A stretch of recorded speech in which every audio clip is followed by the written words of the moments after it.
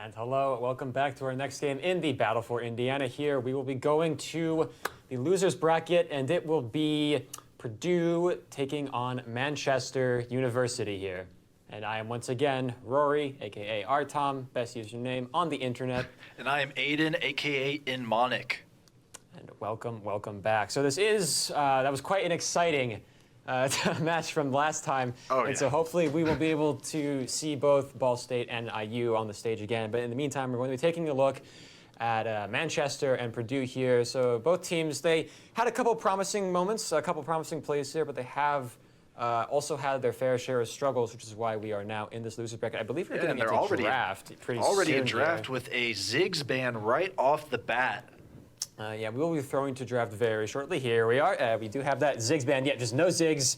Get out of there. Zaya ban. Get out of there. Just taking out that bot lane with the Ezreal ban as well. Nobody is playing a bot lane carry today. No, I think we're going to see 10 ADCs banned out here. We are going to see no ADC in the game. All right. A non-ADC taken away. There we go. That is the Jarvan ban coming out here. So a lot of first pick options, really solid ones. I wouldn't be surprised to see Orianna coming up for this first pick, but we are going to be grabbing that Jinx ban as well. So really just a lot of ADCs coming out for, I believe this is Purdue on the blue side. There's the Orianna ban, actually. All right, so I mentioned her as a good first pick, and they heard me. So we are going to go to the next safest mid lane first pick, and that will be Syndra here. Syndra is a tried and true staple, especially in this meta, and we are seeing a nice pick covering the rel. I really hope he locks it. I love this champion. I never see it. Please lock it. There we go. This is an interesting. You do have some flexibility here from rel. You can kind of move her from support to jungle. And although that is going to be a support rel, as the Bel'Veth is locked in. So Bel'Veth did recently get buffed this patch, quite a large one too. Her E has been given some significant love there. And we are going to be seeing that Cassante Hubbard. We have seen Cassante dominate, it feels like, Battle for Indiana. So that is no surprise there with the Nautilus being locked in as well. After last game, I would be very afraid to let Cassante through the pick phase. We are seeing the Gwen hovered here. That would be a Gwen top.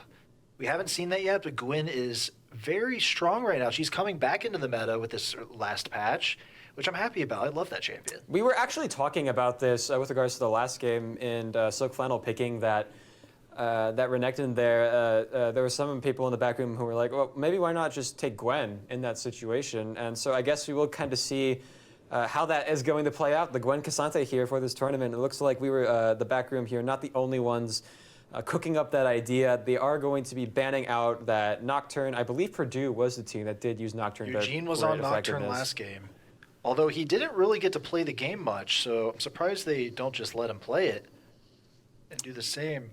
Nocturne can be a pretty scary jungler to deal with, especially once you have all this lockdown and damage coming out from the Syndra, the Cassante, and the Nautilus. So I think it's a solid enough ban for that jungle. We are going to be seeing a Jhin ban here, which is interesting. I wonder if that is not a comfort pick here, as I don't really see a lot of point in necessarily just removing Jhin from that drafting pool. More ADC bans coming through with the Ashe. Once again, as you said, yeah, I believe they must be targeting someone with that Jhin ban, and now they're banning out the Ahri. They do not want to see Ahri in the mid lane. Do you think they're scared after seeing that Ahri gameplay last game? They may have lost, but that was a good Ahri player. They're just playing well. Was some solid Ahri there. We are going to be seeing this Sivir hovered and selected. I do find this really interesting coming out from the side of Purdue, as those are almost all bot lane bans, except for the Ahri here. So I wonder if there's just a really scary ADC that everyone's trying to avoid. We are going to be seeing a Samira pick here. I do think it pairs well with the Nautilus. I think it can be okay into Sivir. I just worry about, with the rel counter engage, can you, I guess the big question there is, can you get those style points up in time to go for that Samira ultimate? I've been surprised to see Samira so contested. I think this is the third time I've seen Samira. She's been banned twice. She's now finally being picked. Honestly, I wasn't aware that Samira was even playable right now. She has been struggling a bit in solo queue, and I actually really like this Poppy pick quite a bit. You do have some nasty dashes on the side. This is Purdue, and they are facing. Why do I forget who is on red side at the moment? We are against Manchester. Manchester, that's who it is. So I do like this Poppy into the sort of the dashes that are available. The Cho'Gath mid is definitely interesting. Very, very interesting. I'm trying to think, does that counter Syndra? Cho'Gath does have a pretty solid laning phase. The E and the Q can just kind of poke back at Syndra here, and depending on how you build Cho'Gath, you can build some pretty nasty damage early, or you can, of course, just be building into this hyper-scaling HP tank. It does feel like a sort of neutralizing answer to this Syndra. We're just not going to let you push this lane around. I'm Cho'Gath. I can trade back. I've got a decent health pool. I've got an execute that's going to take you out here. Yeah, I guess if he hits his knockup, he can then just W her and completely remove her ability to do what she wants to for the next couple seconds. She can't really use her abilities if she gets hit by that Cho'Gath silence. So, yeah, that might just be a big brain counter pick for Syndra right here. I am very interested to see how this plays out. I love this draft for both teams, honestly. I think Purdue does have a bit of an edge here. I think K'Sante, right now, there's been a lot of discussion about K'Sante in the current patch. There has been a lot of discussion about K'Sante for the last 2 patches, actually. And that's because he is very, very, very strong. Far stronger even. I always, this patch I thought K'Sante is going to be a problem for everybody, but I've seen some illegal things being carried out so far today in Battle for Indiana with that 1v2 that we saw versus IU and Ball State. Ball State didn't even really play it poorly, in my opinion. No, it was just K'Sante just being there. And K'Sante was able to easily and handily just destroy both of them. The champion is insane right now. I'm honestly shocked that teams are letting it through the ban phase. Yeah, you better have a solid answer to K'Sante, because if you get someone who knows what he's doing with it, it's going to be a problem. I also, I want to call attention to that Poppy pick. I think it is a great answer into this Bel'Veth, especially. Oh, yeah. Bel'Veth is going to struggle to really... She can't use her best ability, her Q. She can't move around. She can't dash 15 times, because the Poppy just stops her from dashing. Yep, there's so much displacement here. You've got the stun, you've got the hammer, you've got that... darn W, and I think Syndra here is just a solid pick overall. I don't think you can ever really go wrong with having a Syndra in your team comp most times. I'm not entirely sure how I feel, I'm not sure I fear it, how I feel about the Samira Nautilus coming out for Purdue here. I do think it is a pretty solid pick into Sivir especially, because Sivir doesn't really want to get jumped on. You know, once you can just kind of pop that spell shield, and then you have the Naut and Samira jump on her, and that's bad news for Sivir. But she is playing into quite a few champions that are okay with her coming into melee range. Exactly. That's my main concern. The Cho'Gath, especially the Rel, is a little bit of a scary proposition for Samira to jump on. Bel'Veth can tank her ultimate just by pressing E. Gwen can stand in her little circle and not take any damage, or not take much less damage. It's overall a little... Samira might struggle this game. I really do feel like Samira is going to be a big problem in this game. At least you do have other sources of damage in that Syndra. But this might be a problem here for Purdue. On the other side, like we talked about Gwen into K'Sante and how it might be a really solid pick.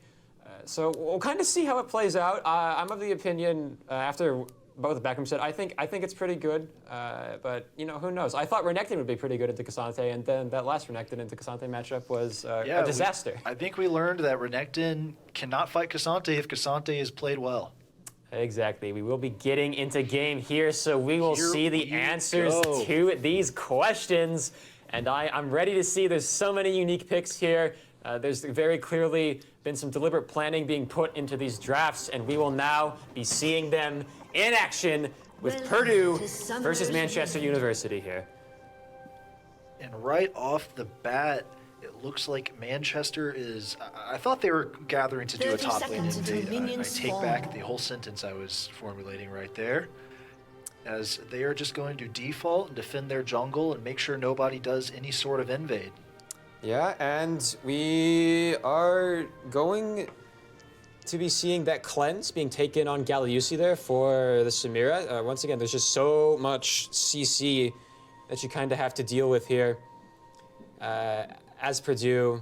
So again, I'm agreeing with you earlier here. I really feel like this Samira is just not a strong pick into Manchester University at all.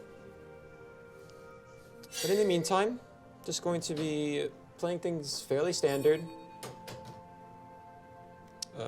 As I say that, Lachlan going actually in for a bit of an early ward there.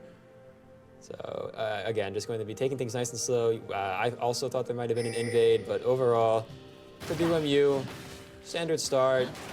Just going to take things easy and scale up.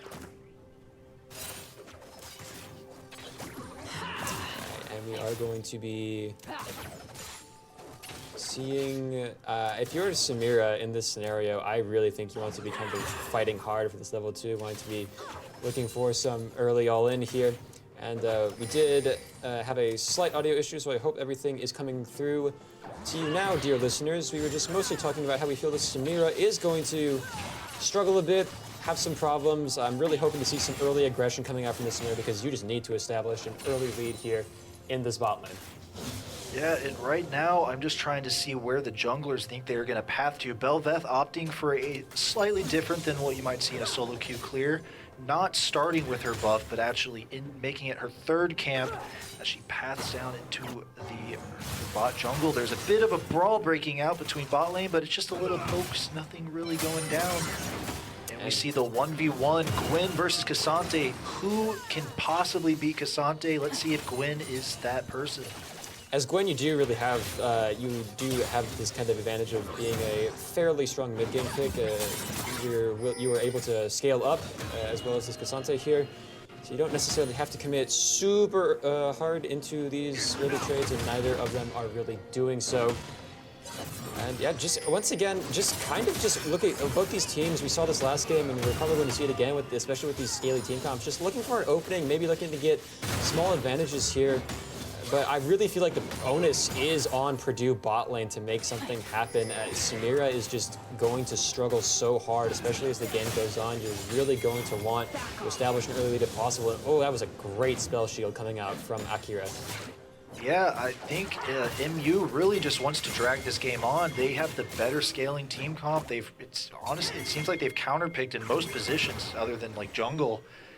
They've got the better draft here, in my personal opinion, and they are going to flex that by getting first blood onto the Belveth, taking down Poppy. Now the fight continues. Can they take down Raven before they lose a member? Raven flashes away, but he is chased by Akira. Can Akira take down Raven? No. Oh, and the Ignite is going to come out, and Raven taken down. Akira had used that cleanse so early into the fight, Akira is going to be taken down. Rather, Galiusi has already used that cleanse so early into the fight, and is just going to be taken down by Poke here. That's 3 kills coming out for Manchester, and Boschini is going to be quite heavily poked out by Erklin here. He's going to be shoving that wave under the top side tower, and this is a really strong start for Manchester here. What a great early fight for Manchester. That is exactly what they needed. They have the better scaling comp, and now they have the early game. This is exactly what they wanted. Let's see if they can start locking down some objectives and really cement this lead that they have. Yeah, you do have that Drake coming up in about 12 seconds here. That is going to be the Infernal Drake. And Manchester is just playing this very slowly. It feels almost textbook here, right? Just play safe, scale, maybe let some CS go, but in the end, you will be contributing, and especially some of these champions in particular, I know Cho'Gath can just turn into an absolute monster if you let it. Tax Evader trying to crash this wave, looking for a reset, does not quite have the mana to do so, and Lachlan is more than happy to just let the wave sit there. Boschini is just losing these trades so hard, is going to be jumping in on Erklin, does hit the level 6 actually. Erklin might be in a bit of trouble as Yuji is going to be coming up, and Boschini, I just said he was losing, but is going to be quickly taking down Erklin there. Level 6 Cassante, everybody. Cassante just cannot be beaten right now. I don't know what to say. We will talk about Cassante in a moment, as there is another engage happening down here. Galiusi actually going to be taking down Akira. So that Samira pick really coming in handy here. And that was going to be a far less involved fight than I thought it was. But going back to that, that was a crazy top lane fight. Yeah, Cassante really, it looked like he was losing it, but he had the advantage. He managed to hit 6. I believe it was mid-fight that he hit 6, or did he have it before? Basically, Bushini, and I didn't notice this initially, got a minion fairly low and engaged as that minion was dying, so he knew he would hit 6 during that particular thing. It's a pretty common trick, but everyone forgets to look for it, including myself at that point. So really just well played. And I thought the Gwen would be able to make easy work of Cassante, but with that 1-kill lead, using his 1 level advantage for a moment, he may have just diminished anything that Gwen can really do to fight back against this monster of a champion. And we are going to be seeing a possible gank here from Armstrong Boys, although Eugene is coming back with that re-engage, but Poke is following up with the Rel, and the Poppy W has been dropped, so it's going to be difficult to make any dashes happen, but Tax Evader simply has no dashes for MU to commit, and is just going to be immediately taken down. Raven just going to be rotating back. Eugene maybe looking for something here. Poke actually caught out quite a bit as Purdue just left them all alone, and Poke is going to take the Ignite, might just get out, but as I say that, Eugene going to take a kill, which really, they had no business getting there. There must have been some form of miscommunication. I don't think Eugene, or, was it Eugene? I do not believe that Poke expected I don't think he thought his team was gone. Yeah, it really just feels like you switched off the monitor for half a second. There must have been some miscommunication, and Erklin does get it while getting off some fairly nasty scissor snips onto Bushini. This Cassante now has an item and is just making things so difficult for the Gwen here. Just going to take it for another ultimate into the entirety of MU. Killing spree for that Belveth as the Cassante just dies. And I was about to question Erklin. I wasn't sure why he was engaging on such low health, but luckily Cassante gives him a bit of a helping hand by pushing him into the enemy team. Yeah, you hate to see it. It happens to the best of us, but this is probably the foothold that Erklin needs to come back into the game, as MU are going to be going onto this Rift Herald, but not if Purdue has anything to say about it, as Engage coming in here from Eugene, looking for some kind of kill, looking for the CC, and the CC is coming out fast and furious. I do not know who got that Rift Herald. It was, in fact, Armstrong Boys with the last-second smite, dying and taking the Eye of the Herald with them, as the rest of MU has to disengage. Incredible. That's great for MU there. They managed to get Rift Herald. They do lose a member. That's not a big deal, although Belveth loves that empowered passive that she gets from taking Herald, and sadly is not going to have that now that she's died. And Galiusi just going to be running Akira down here. The Samira, I kind of was poo-pooing it a bit, but Poke has not been able to do much about it, it feels like. And Eugene was on this dragon, is going to be forced to flash out. Raven, about half HP here. Red team is slaying the dragon, and that empowered passive is now Armstrong Boys. But Lachlan goes down. Armstrong Boys is taking so much damage. Galiusi is just gunning people down as the Samira. Meanwhile, in the top lane, we have Bashini engaging on the Erklin here. Once again, Erklin does not really have a lot of tools to trade back into this, is what it feels like.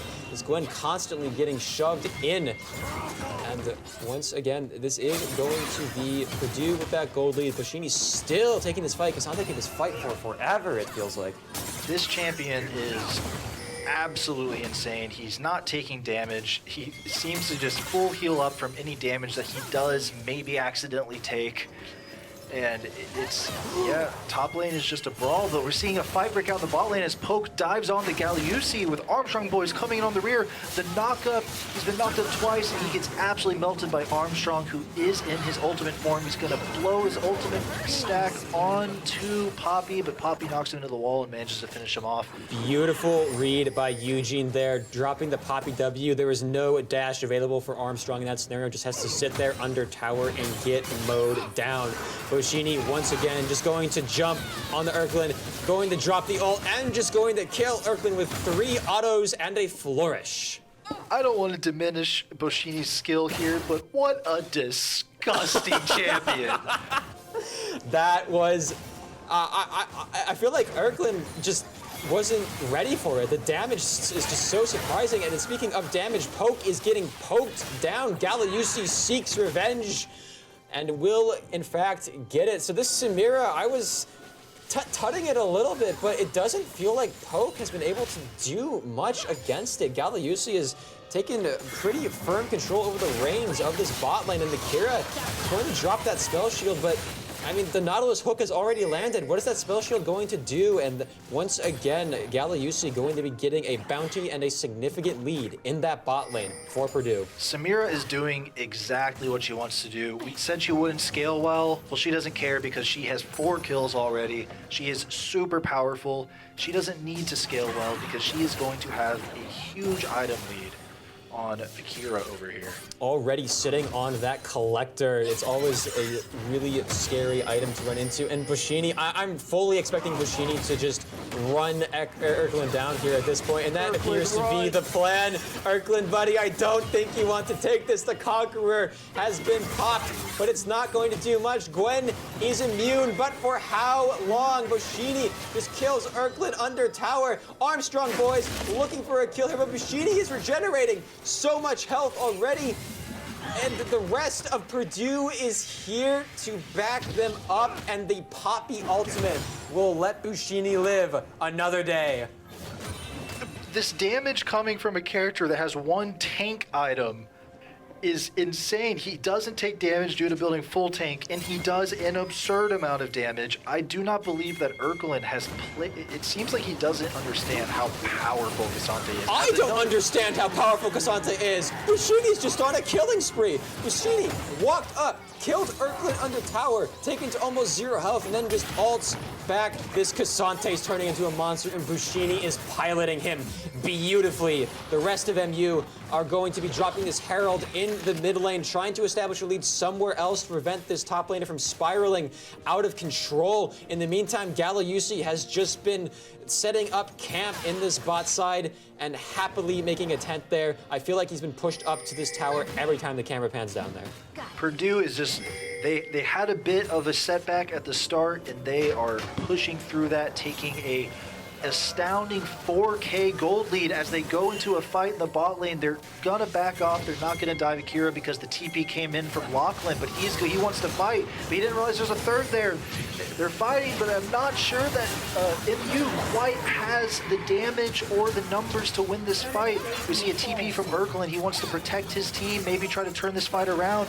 He's dumping lots of damage in this fight, and it's going the way of MU. What a turnaround for this fight. What a disengaged knockback from Sindra right there. I thought the Taxivator, the Leandry's burn is going to tick down slowly, taking Akira down. Purdue going to grab a kill for their troubles, and Bushini is just going to be grabbing another turret plate. This top and bot side of the map for Purdue is just absolutely incredible. Manchester just cannot be having a good player experience right now. Taxivator had everything pointed to him dying right there, and much like his name, he avoided it, he evaded it, and he made sure to take down a member with him. What a great play from him there.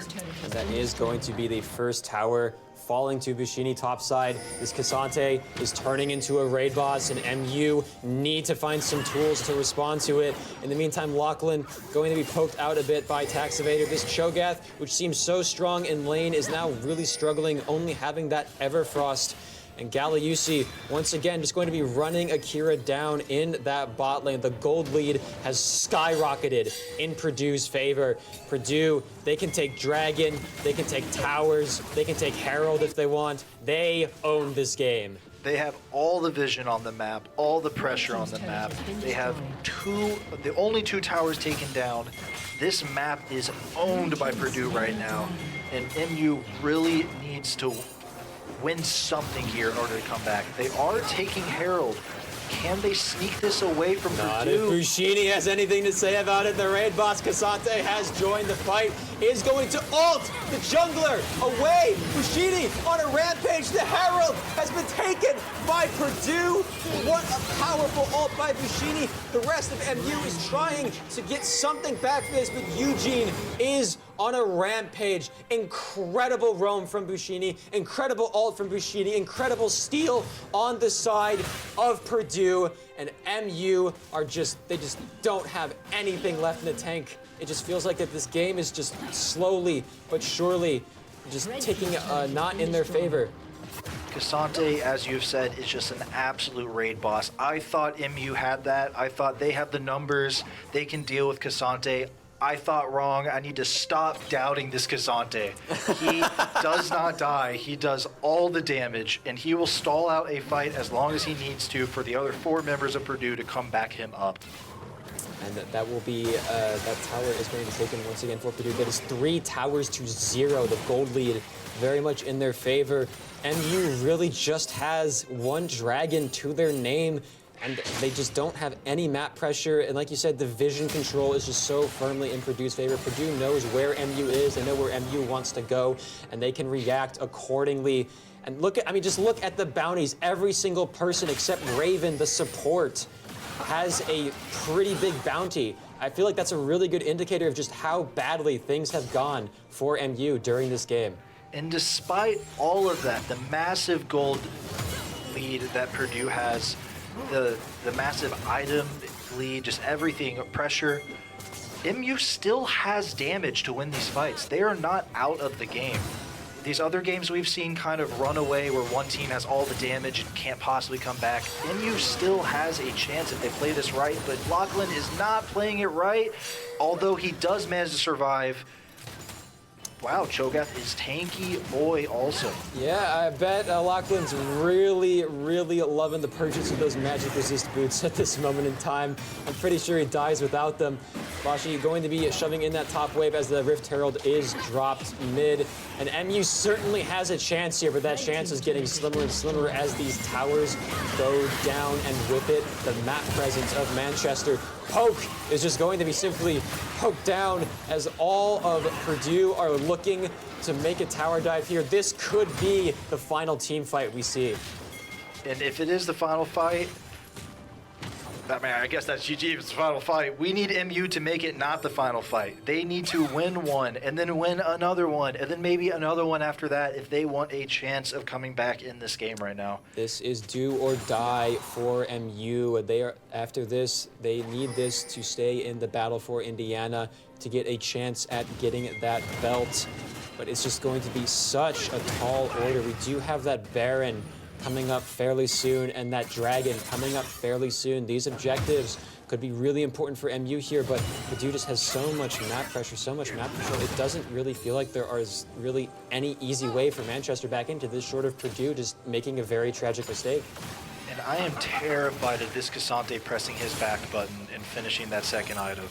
If you thought he was strong now, folks, wait till he gets another item. Yeah, looking to... he's got that Bomby Cinder, he's got that Negatron Cloak, he has a lot of tools. There it is. And, well, that Bomby's, sorry, not that Bomby Cinder, that Cloak being converted into the Abyssal Mask here, going to not only increase that Syndra's damage, but make it much harder for the Gwen to do, and the Cho'Gath to just do anything to him. This Cassante is, in every sense of the word, completely unkillable. We are also seeing a second item completed from Samira. I do not believe she had that in the last fight. Samira has already been melting MU, and I believe she's going to be melting them far easier now. As we see immediately on Poke right here, just absolutely decimated by the Samira. Yeah, well, that is a Samira with 2 items at just under 20 minutes. That's a pretty significant lead there. Bushini has just been delegated to split pushing duty. He's going to be forcing Manchester to respond to basically anything this Cassante does. After all, Bushini can just end the game and also half-health Earthland with a Q3. Why not? Bushini will take this 1v2. Why not? Raid boss time. Going to take Earthland through the wall. Unstoppable. And now the damage is here, and Armstrong can just do nothing as Bushini gets a quick double kill, while Manchester has set up shop on this Dragon and this bot lane turret. This is just looking rough all around for MU here. They need an absolute miracle to be able to win a fight at this point. Purdue is just too tanky. They have too much damage. They have all the range they need through Syndra. This is just a little rough. Or quite rough. It's more than a little. It maybe was a little rough during the mid game, but now this just feels like a slaughter. Bushini is just going to be autoing that turret and just tanking the shots. I mean, why not? He's got so much HP, he's got so much armor and resistances. What's that turret gonna do realistically? We do have this Baron up, and we do see Manchester pathing top here, maybe looking to get the miracle Hail Mary Baron play going. But even then, they just have a mountain to climb afterwards. You still need to be taking towers. They have yet to take a single one during the entirety of this game. I think our last Hail Mary here, Bel'Veth has to steal that Baron before the fight starts, get into her ultimate form, hit somebody with that ultimate stack charge, and then hope that they can win the fight from there. Because honestly, even if they manage to steal Baron, I don't know how anyone is dealing with this Cassante and Samira. The Cassante is just an incredible front line, and this Samira is just jumping all around the cast of Manchester University here. This really doesn't seem to be much, if anything, that Manchester can do.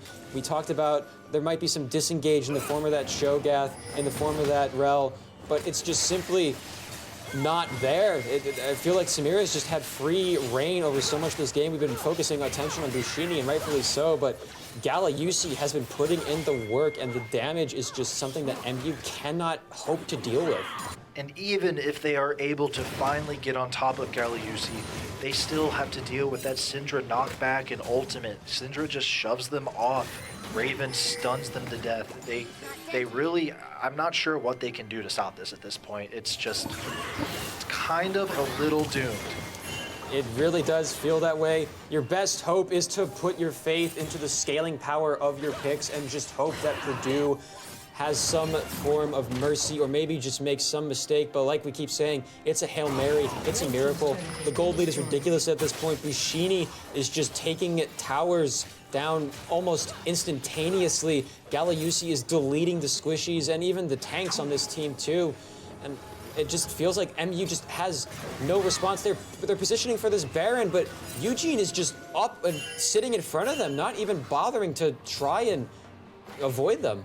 Eugene is also very, very tanky, and he is not scared. Eugene knows that he can stall for any of his members to show up and help on this fight. I do not believe MU is going to be able to start Baron here, sneak it away. There's just too much pressure from the side of Purdue. MU, they really just need to get some lucky picks here. Purdue has to make a devastatingly bad misstep for any of them to even fall, much less to lose a fight. You really are just kind of playing for the hopeful Baron steal here. Might not even get your red buff, is going to secure it. I thought Eugene was about to pull down the ultimate BM, and this might be the pick that they're looking for, but the damage isn't there, and Eugene is able to get out, and the re-engage is coming in from Purdue. What was hopefully going to be the miracle play for Manchester is rapidly turning into a disaster. Galayusi, unstoppable, double kill, looking for the triple, finds the triple. The TP is coming in, but all of Manchester have disengaged already, and once again, we are going to be having a bit of trouble here as we are going to be, the stream is having some issues. I believe that is Purdue on the Baron. All right, we are back. Everyone, thank you so much to production. We are back here on the stream, and we are taking that Baron, and this really feels like the beginning of the end here for Manchester. That is just a completely uncontested Baron. The support Raven is sitting here taking on two members of MU. Whenever the support Nautilus is not scared to step up to you, the game is not looking too great. I believe we're going to see Purdue just pushing down lanes with this Baron buff. They might secure Dragon, but they really don't need it. They can just go in the game with this Baron. Yep, we are quite literally in last teamfight territory. The respawn timers are long enough that if the wave's in a good spot and Purdue gets off enough kills, then it is simply an easy victory for Purdue. But in the meantime, they have reset. They're getting even more items, going to be furthering that lead even farther. We have that Cassante now with 3 tank items working on the 4th. I believe it's going to be a Gargoyle's Stone Plate, which is just going to be a nightmare to deal with if you are MU here. That Baron buff going to be shoving these lanes forward, and again, MU just can do nothing. Bushini is just completely uncontested here. It's such a ridiculous level lead for a top laner. Again, beginning of the end for MU. Yeah, they're just gonna finish out the game here. We'll see if, I don't know why Bushini can just tower dive them here. He's not gonna take damage. Like, why not? Just go in, buddy. He might be taking your advice. Yeah, is looking for a kill onto Erkland here, but Poke and Akira are going to zone that Cassante off. You don't want to give away that 1,000 gold shutdown if you can help it.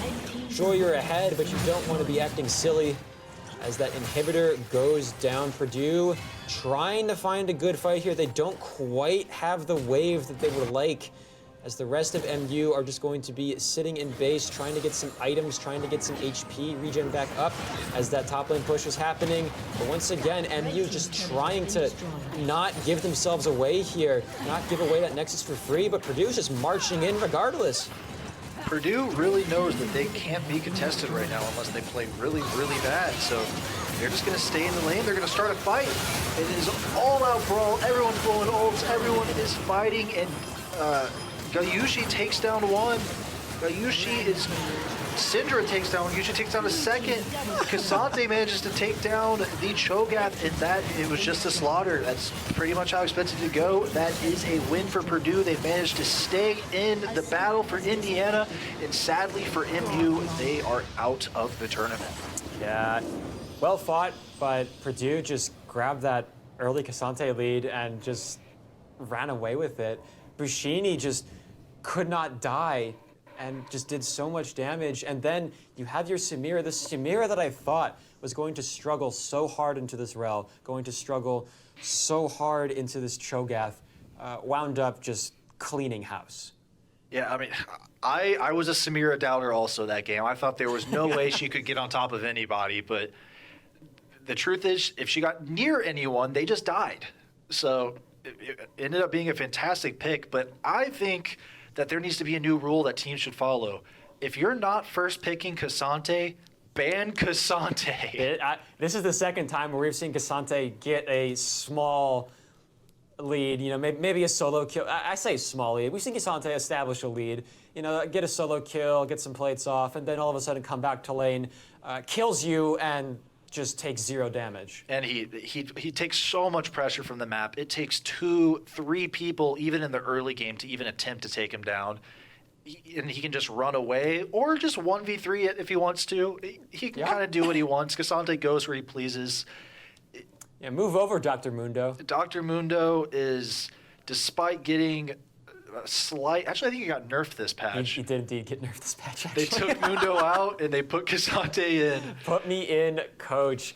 Of course, Cassante definitely a bit of a highlight there, but Galiusi just played that Samira so well, just baiting out the spell. And I do want to give credit to Raven here, too. I feel like this was definitely a team effort.